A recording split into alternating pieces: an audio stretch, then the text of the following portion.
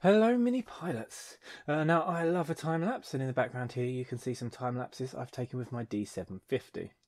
I really wanted to give the Mavic Mini a go, but I think it would struggle a bit because it's going to be blown around by the wind and it hasn't got a steady base to shoot from.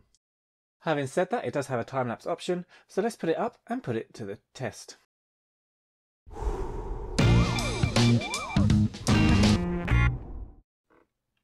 Now there are some upsides of shooting a time lapse. Mainly you can shoot in 4K, which obviously is going to be a much higher resolution than you can get from shooting in video. And if you want to speed your footage up 50 times, it's actually going to take up less memory to shoot in time lapse than it will do if you shot the footage in real time and then sped it up. However, the downside is it's going to take up a lot of battery power and you're actually only going to get a maximum of 25 seconds footage by the end of it. Now I wanted to shoot the clouds because they're really easy to shoot and you're going to see them pretty much anywhere as long as it's an okay day. Now to do this I wanted to rotate the gimbal up, so I went into the control settings, went to advanced gimbal settings, and then I clicked on the allow upward gimbal rotation. From there you can get an extra 20 degrees upwards. Next I went into the shooting options, went for the photo options, and then clicked on time shot. From here I chose 2-second intervals, and then when we press the button it's going to start taking a time lapse.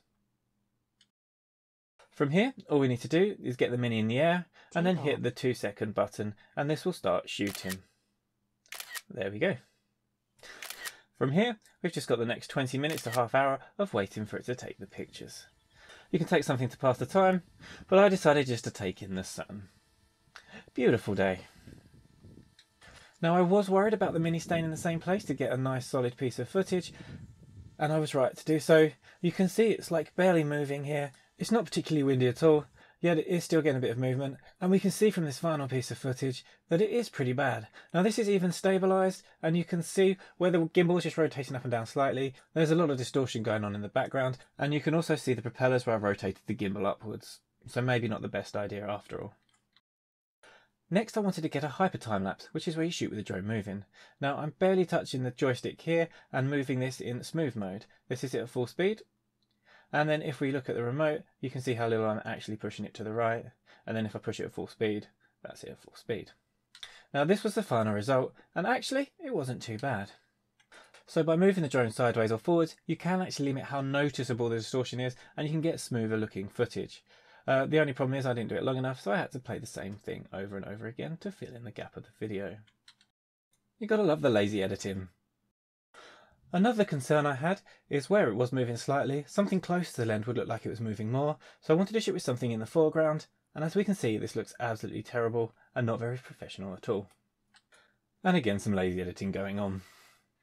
Now the last thing I wanted to try was putting it up in the sky and shooting straight down. By shooting straight down we're not going to have any perspective distortion going on, so it should be easier to stabilise in post-production. So what I've ended up doing here was I've put it up at 75 meters in the sky and I've left it pointing down and shooting with 2-second intervals. For this part here I've actually pushed up and shot with the 2-second intervals and then held in place. Now you can see from this footage it was a bit windy and it was twisting the Mavic around every now and then. And this isn't very smooth at all. So what I've done is I've dropped it into DaVinci Resolve, I've gone over to the right hand side in the inspector tab, gone to stabilisation and played with the controls to find something that might work better. And after fiddling, that sounds wrong, this is what I got. Which is actually quite a bit smoother and almost usable. It's still a little bit jittery, but if we look at before and after, we can see the before it's moving around a lot and the after is a lot steadier. So what I'll be inclined to do is take this out on a slightly less windier day and see if I can get some decent footage. So things we can do to improve our footage while shooting with the Mavic Mini is to make sure we're shooting when it's not a particularly windy day, make sure there's nothing in the foreground, and either shoot straight down so there's no perspective, or if there is some depth to your image, try shooting and moving at the same time. Now it'd be really great to get some feedback from you guys to see what kind of footage you've been getting, if you've been having any problems, or if you've managed to get nice smooth footage, or have any tips that might help improve this further. So please feel free to leave comments in the section below. Okay guys, so that's it for this video. I hope it's given you some useful ideas you can use to experiment with the time-lapse mode. Let me know what you think, and I hope to see you in the next one.